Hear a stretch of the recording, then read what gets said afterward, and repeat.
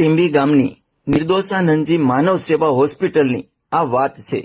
હૃદયથી પ્રાર્થના, એકવાર જરૂરથી સાંભળજો. મનોરંજનના મેસેજો ઘણા શેર કર્યા. એકવાર આ મેસેજને શેર કરીને માનવ સેવાનું કાર્ય કરો. આ છે સાચી માનવ સેવા.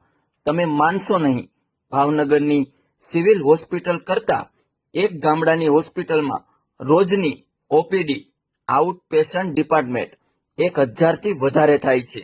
રોજના 25થી વધુ ઓપરેશન થાય છે. સુરતમાં 500 કરોડ કરતા વધુ ખર્ચથી બનેલી કિરણ હોસ્પિટલ કરતા પણ વધુ ઓપીડી થાય છે. સુરતથી રોજના અસંખ્ય દર્દીઓ આ ગામડાની હોસ્પિટલમાં સારવાર માટે આવે છે.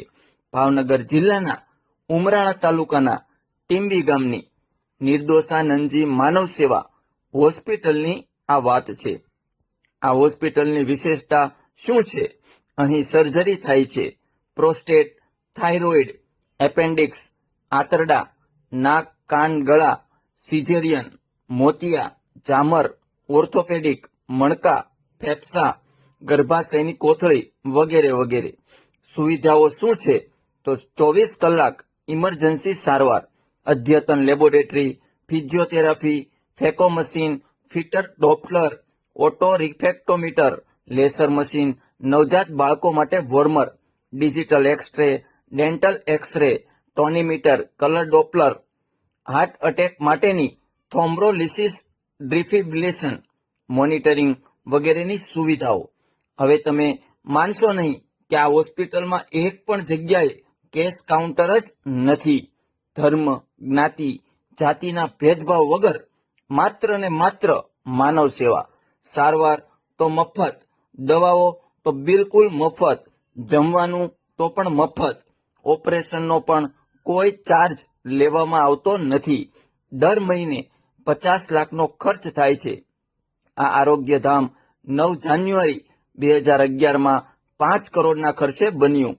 આનો વિચાર 2005માં શિવરાત્રીના દિવસે ઢસા ખાતે સ્વામી નિર્દોષાનંદજીને આવ્યો.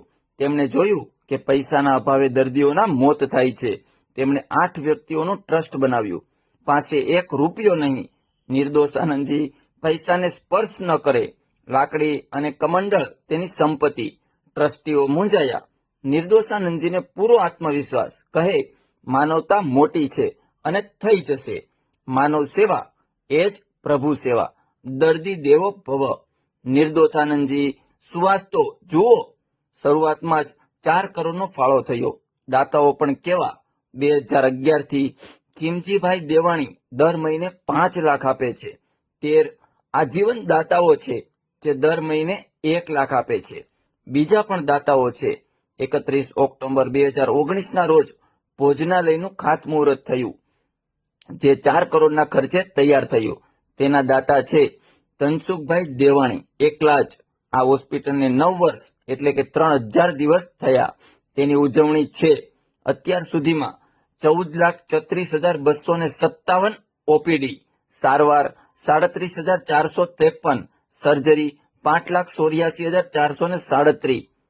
એવી રીતે મોતિયા, જામર, ઓપરેશન વગેરે વગેરે.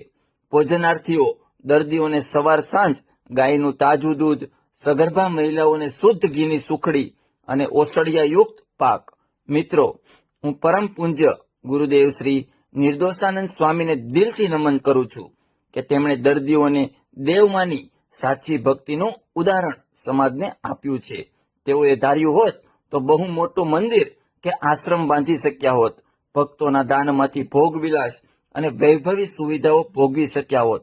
પણ ના, એમનું સાદું, સરળ ને શિવપરાયણ જીવન હતું. મેં તેમના દર્શન કરેલા છે.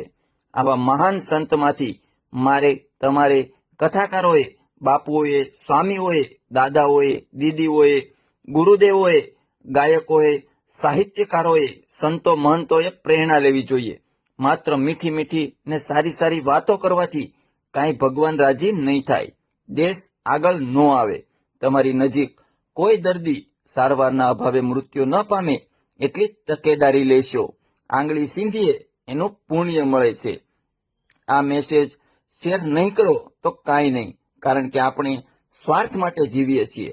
એટલે પરમાર્થ માટે જીવનારા માટે આપણને માન ન થાય તે સ્વાભાવિક છે. લોકોને પણ આગળ મોકલજો. ઓછામાં ઓછા 20 લોકોને મોકલો તો માનવતાનું કામ થશે.